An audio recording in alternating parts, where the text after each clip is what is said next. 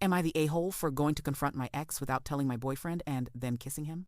I, 32 female, was in a relationship with my boyfriend, 34 male, for 2 solid years. We had a good thing. Open communication, no major issues, trust built on everyday honesty.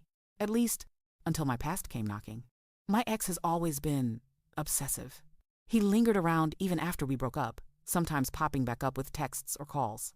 I usually ignored him, but recently he got bold again. New numbers, constant messages, even calling me. At first I brushed it off, but when my boyfriend asked about the unknown number, I panicked and said it was no one important. Big mistake.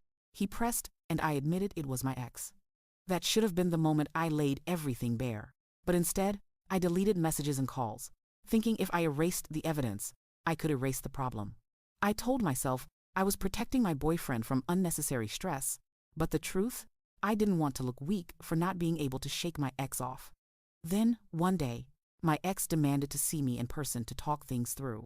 Against my better judgment, I went. My logic at the time, if I confronted him face to face and made it clear he had to stop, maybe he finally would. So yes, I went to his house, in broad daylight, while his parents were home. We talked for about an hour. I told him he needed to move on, that this obsession was unhealthy. But here's where I failed completely. He kissed me, and for a split second, I let it happen. I pulled away and told him it couldn't happen again, but the damage was done. I left feeling sick, ashamed, and terrified of losing the man who actually loved me. When my boyfriend later grabbed my phone unexpectedly, he found out I'd gone over there. I stuck to my "I just confronted him" story. He didn't believe me and broke up with me. I begged him to let me explain. Out of desperation, he tricked me, said he had already talked to my ex and knew the truth. My stomach dropped. That's when I confessed. Yes, there was a kiss, nothing else.